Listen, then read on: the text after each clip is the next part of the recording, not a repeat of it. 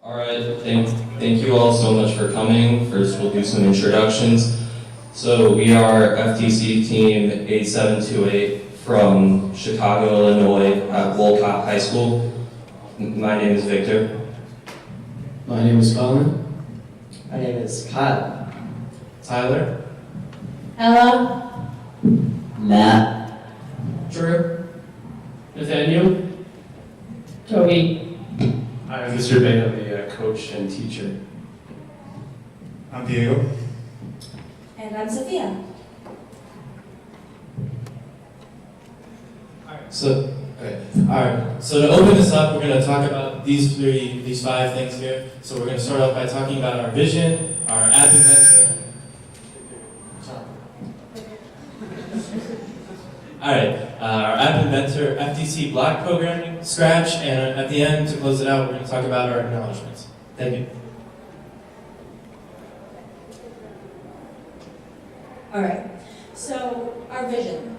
To transform our culture by creating a world where science and technology are celebrated and where young people dream of becoming science and technology leaders.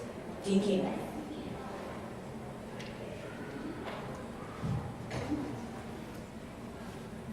This is the video that our team made.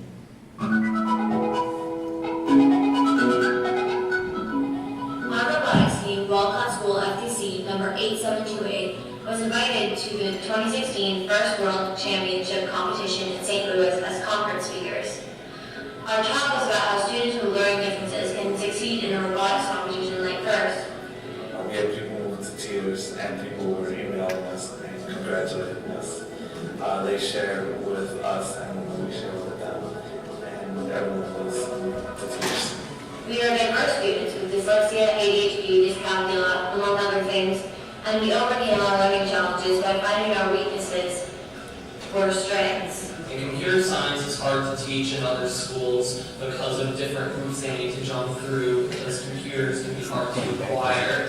There's this new method we came up with. We want to use this as an alternative education. No, the video's all Yeah, without the use of computers. There are many schools across the country that can't afford computers. This is a fun, exciting, hands-on alternative way to interact with computer coding that can be used by organizations such as Code.org, BJC, or Scratch. Code.org, you need to computing for work with and Scratch. I'll use coding with color coding blocks. That's been increasingly popular for younger students. These physical blocks can be assembled in various ways. We even went to lab school to talk about CodeCube and to actually have them learn how to work with it. We used a lesson plan to have the kids use the item itself. We also introduced the CodeCube and Braille for kids and adults, whoever really, who are blind, to learn how to code. We were invited to Global Citizenship Academy to teach 2nd and 4th graders how to code using this method. Our work has been recognized by the Barack Obama Educate to Innovate Initiatives and by Dean Keenan. We were invited a second time to St. Louis. Our talk was about how we can use our 3D printed blocks that we created to help our visually impaired program the robot.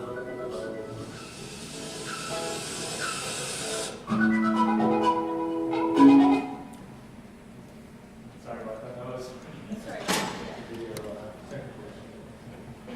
So, in order to achieve the result that we've got here, we have some building blocks. And obviously, when it comes to children, you can't exactly teach a second grader or a first grader JavaScript, right? So, the design of Scratch and the way that the Scratch code works is very simple, and it appeals to the child in the way that, it's almost like building blocks. They're building something kind of like Legos, and it introduces them into coding using that functions inside of another function. So, that's the main process that we use.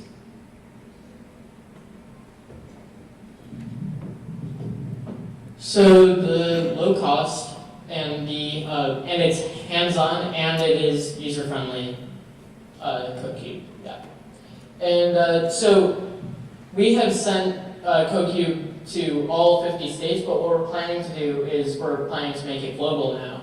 So we're planning to send it to other countries such as India, China, or miscellaneous other ones. Yeah.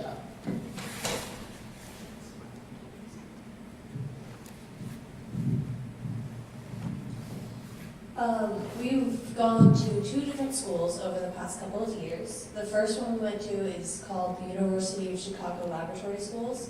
And what we did there is, they were all 3rd graders, but they had had a little bit of coding experience previously. So we gave them a little bit of a harder lesson plan than we usually did. And we could just see their faces lighting up. They were enjoying it so much. They were interacting with each other with the Code Cubed. And then the second one we did was at the Academy for Global Citizenship. And this school is a bilingual school. So we taught in both English and in Spanish. And we could see they were just like, they were really happy that somebody was teaching them in Spanish that wasn't their usual teacher, because they didn't get a lot of that. So it was really inspiring. So, we use App Inventor for our code. Turn the mic on.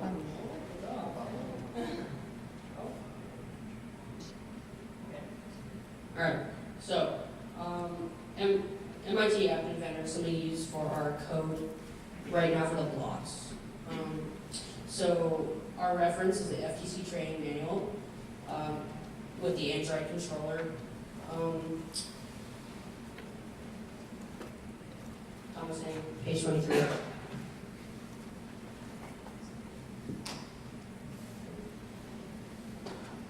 We did make those blocks. Those are our designs.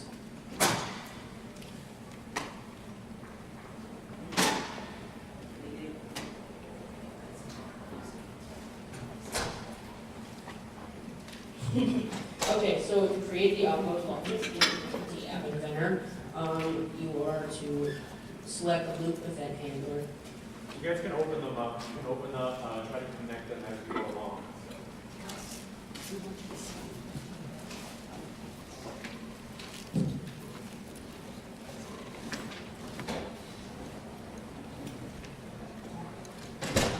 Okay, so next we're going to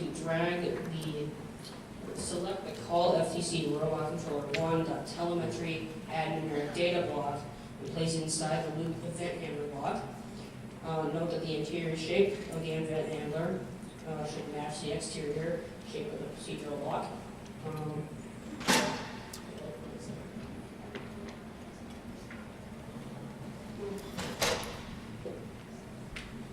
Did everyone get to assemble their blocks? So you can assemble it as you go along. Go ahead and open up the batch. Yeah, you guys can go ahead and open it up, just like a jigsaw puzzle. You guys can go ahead and assemble them, just like that. So your block should look like this.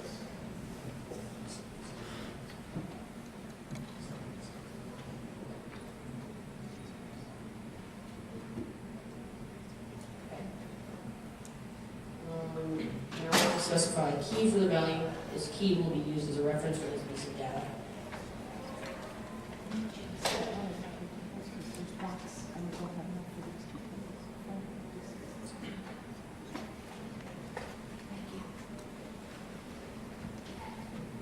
This is where we got everything that we just said from.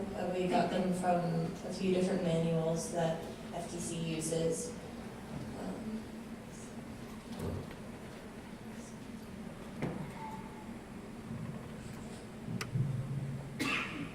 So we have Sophia. And by the way, Yeah, you guys, okay, so- the blocks in the Ziploc bag, you guys can take. So these are some examples of some projects that we've done.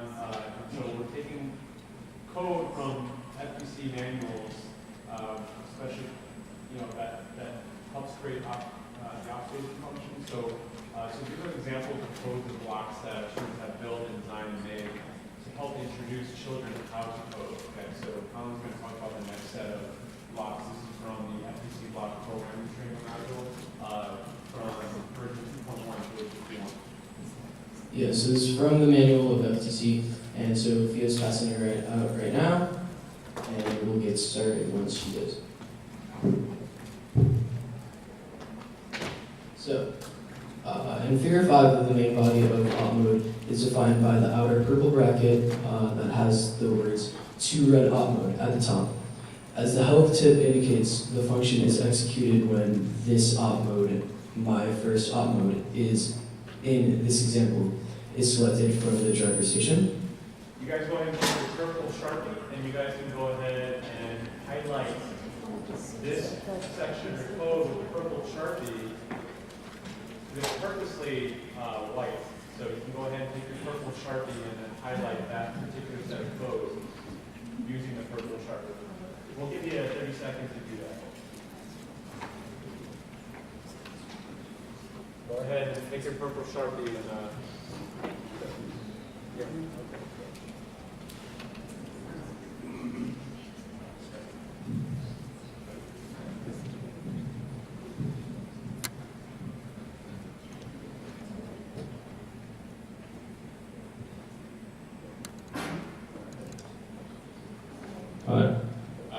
For those that walked in, please go ahead and take a purple Sharpie and highlight the first op mode around your blocks. Again, all these blocks that are found in the Ziploc bags, you guys can take home. These are some examples of projects that our students have designed, 3D printed, and made for you here today. So.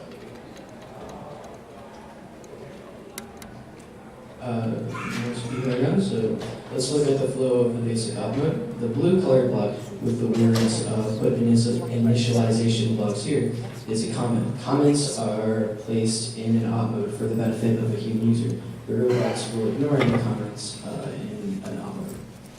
Right. So now you can go ahead and take the blue Sharpie and highlight your segment code, put initialization blocks here with the blue Sharpie, just on the top surface of your blocks. Give you about 30 seconds to do that.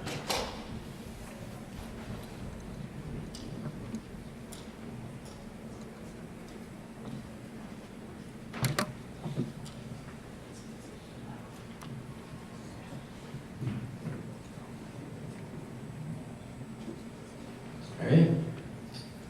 Now, any blocks that are placed after the put run blocks here comment and before the green block labeled repeat while call my first op mode dot op mode is active will be executed sequentially by the robot controller after the start button has been pressed. The green block labeled repeat while call my first op mode dot op mode is active is an iterative or looping control structure. Again, we're now going to take the green Sharpie and give you about 30 seconds to highlight this block of code with the green Sharpie. Give you 30 seconds to do that.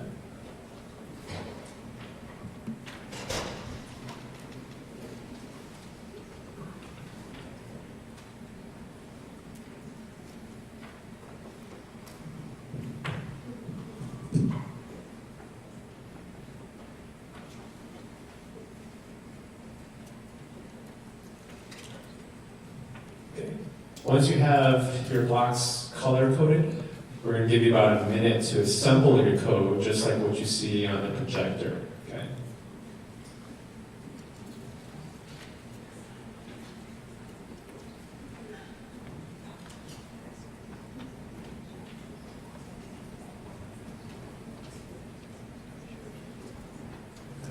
Well, let us know if you need assistance. Some of our team members can walk around, make sure you guys are doing okay, just checking in.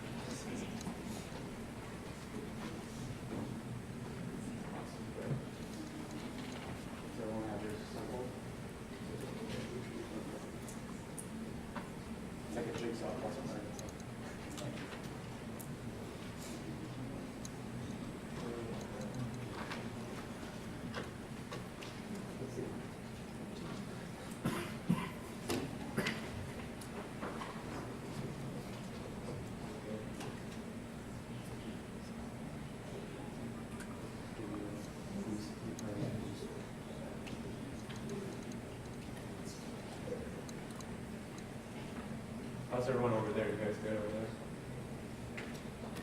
Okay.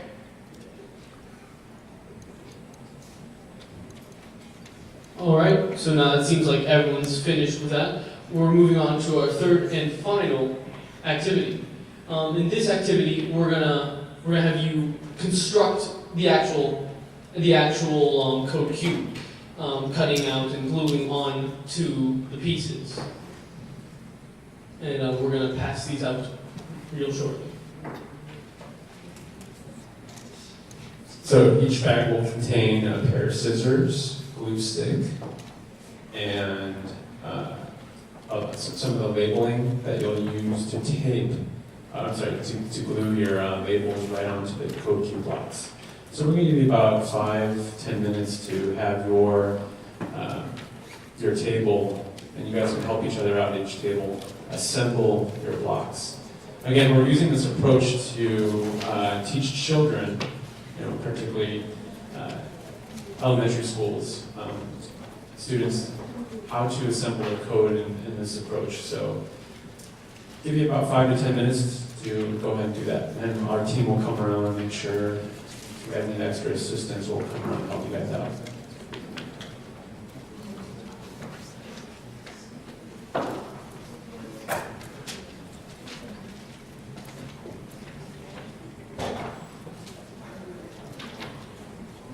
Oh, and as a quick note, this one is in a completely different way of coding, in Scratch.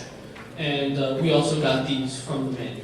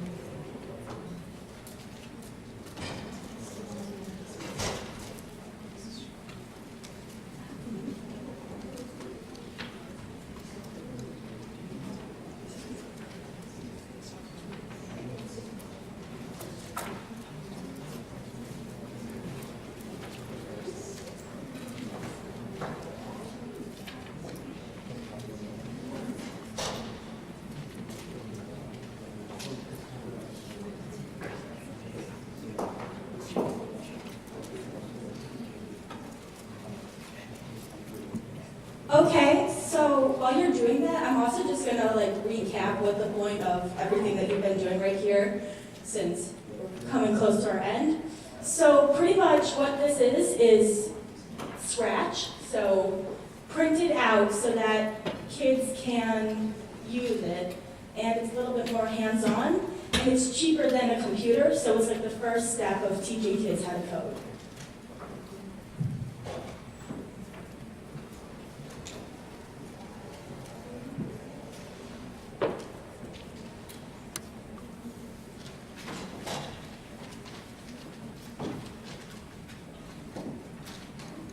While you guys are assembling, are there any questions that people have from the audience before we go on to the next thing? Hold on.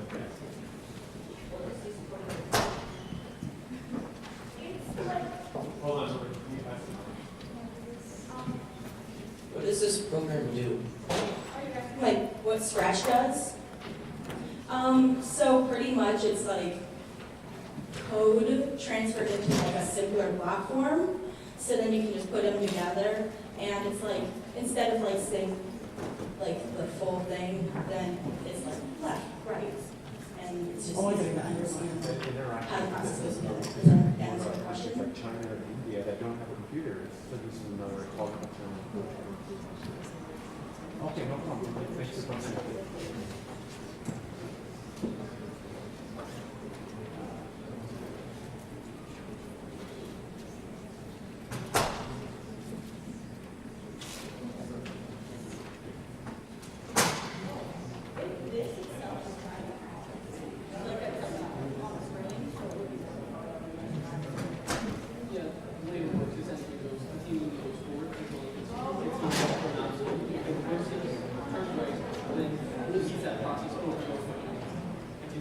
Okay, now this Say that in the microphone.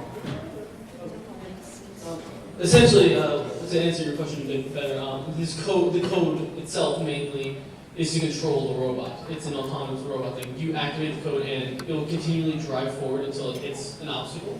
Then it will reverse, turn right, and then continue to go forward until the same thing happens again. And it just continually repeats this process.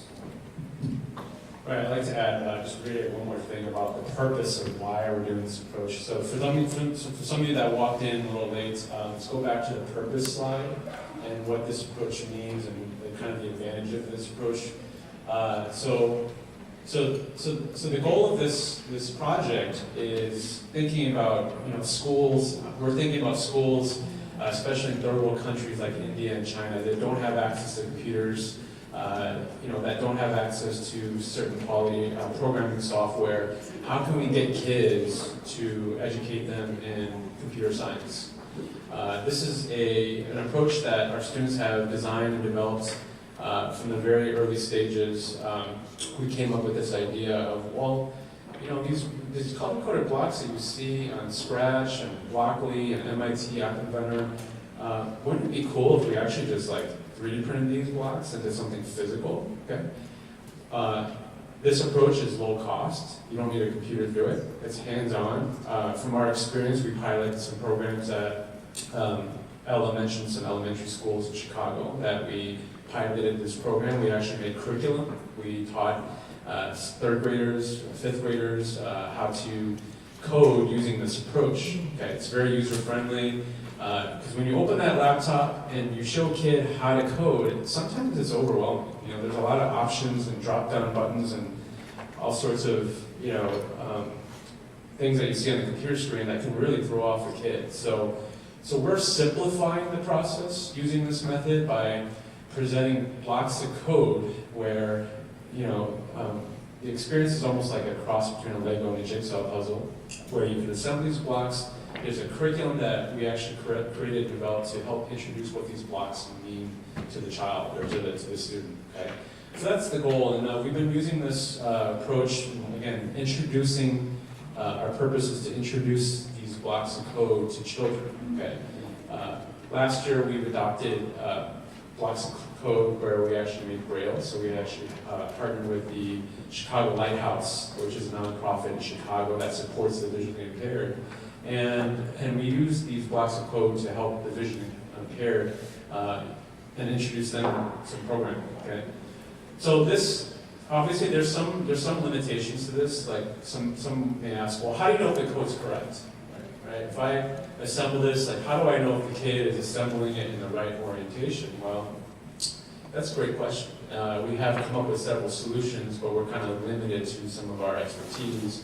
One idea is developing an app where you can take a picture of your blocks of code and the app will tell you if the code is correct. So that's one approach. The approach that we've been doing is more kind of coming up with a booklet or a set of instructions where you can visually see step-by-step process of what the students would have to follow to actually get the code in the correct orientation. We've had other ideas, so that Daniel, you mentioned about your biodegradable blocks of code, right? So from this approach, we thought of maybe branching out. What if we create something even more outside the box? What if we create an edible block of code? And we had some ideas like code crackers. It could be a snack treat, code crackers, right? We could do a snack treat. We could do candy, right? We can do so. We've branched off this idea of literally taking code and actually making them physical, so something you can touch and interact and feel and get a sense of that. So I just want to explain the purpose for those that walked in a little bit late, explaining what our approach is about and some of the ideas that we have in the future with this idea. And we're hoping to take this idea and inspiring some of the teams here. So this is something that anyone can do. If you have a 3D printer, you don't even need a 3D printer. If you have blocks that you can make out of molding, you can take the labels and then and use these to help introduce code at your local schools, elementary teams.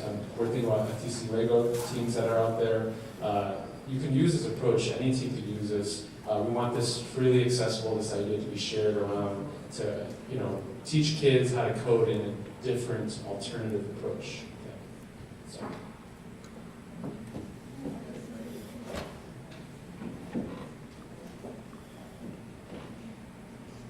Any questions?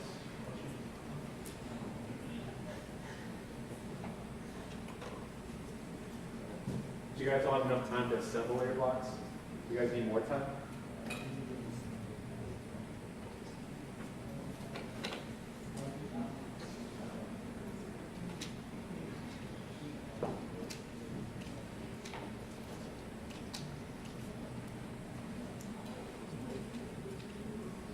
All right, so we just want to acknowledge a few people and companies that we work with.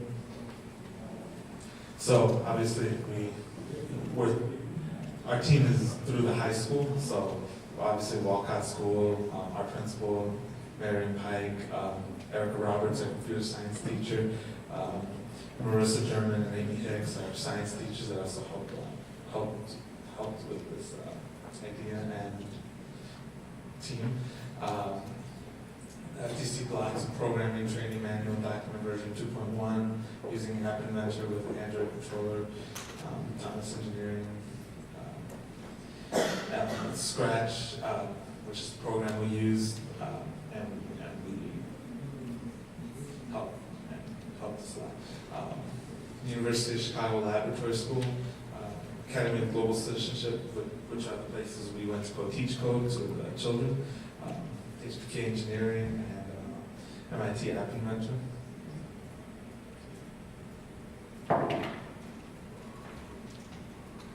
So now we're wrapping up, so if you have any questions, it's a good time to ask. And then Mr. Bay had said that any of the blocks that came in the Ziploc bags, you can keep, or if you don't want them, you can just leave them on the table. The rest of the stuff from the bags, please put them back in the bags to make it easier for us. Thank you. Also, we would also like to thank all of you for coming, because we wouldn't be doing this presentation if you weren't here.